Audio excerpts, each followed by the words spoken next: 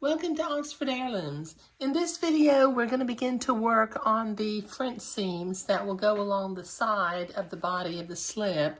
But before I start that, let me point out what I did when I'm in between videos. This particular pattern, Creations by Me, sheet number 141, comes with some embroidery designs. And I always pick one of them to hand embroider on the front of the slip, particularly when it's for an older child, so the child will have a better way of telling what's the front and what's the back. But it's always pretty, so I always do that. Okay, now as you can see, I've already got the sides of the slip pinned with my silk pins, and I've got my sewing machine set for a straight stitch. So since this slip side is cut a little bit on a bias, I'm going to cut it where I'm going into the slant rather than going against the slant. Let me move my camera over this way. Okay, so I'm going to start sewing at the bottom of the slip and work my way to the top.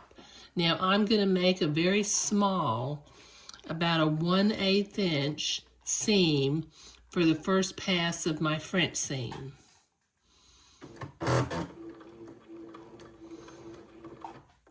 Okay, now the reason I'm going from bottom to top is sometimes when you've got bias cut fabric, it'll stretch and pucker a little bit. And experience has taught me that if I go into the bias, that doesn't tend to happen. And I don't know if it's the feed dogs that do it or just the fact that maybe I stretch it a little bit as it's going through. I'm not really sure. But I'm going to go fairly slow just so that I can maintain a very small seam allowance going down here. But I've got both sides of the slip to do at about a 1/8 of an inch seam allowance. And then I will go to the ironing board and iron my seam to one side. And I may, before I iron it, I may check to see if I've developed any fuzzies along the seam. Okay. So I'll be right back after I finish sewing these two side seams. Okay, I've got both of my seams sewn with a very tiny, about 1/8 of an inch seam allowance. And as I'm looking at this, I'm not seeing any fuzzies, so I don't need to trim the seam any. So let me go to the ironing board and I will press this seam to one side, and then we'll come back and we'll sew the second pass of the French seam. Okay, I've got those seams pressed, and as you can see over here, I've already sewn the second seam of the French seam, of the one French seam. So let me move my camera over this direction again. And I will, as quickly as I can, let me make sure that I've got my seam nicely, with about a 3/16 of an inch seam allowance, I'm going to sew the second pass of the French seam.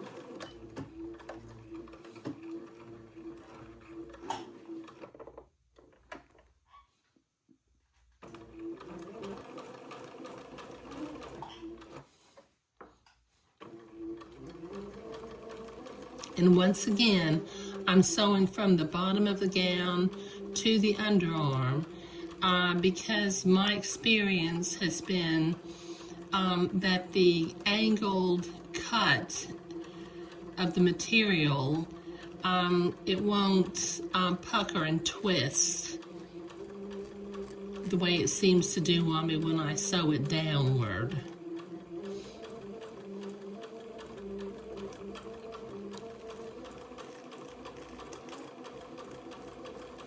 Okay, so these are pretty small seams.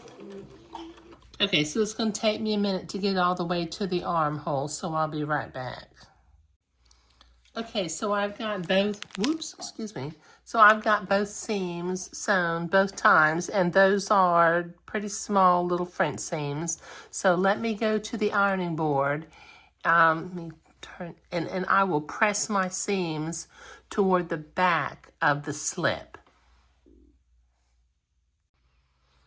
Okay, so I've got the side seams pressed toward the back of the slip, and the seams are pretty small.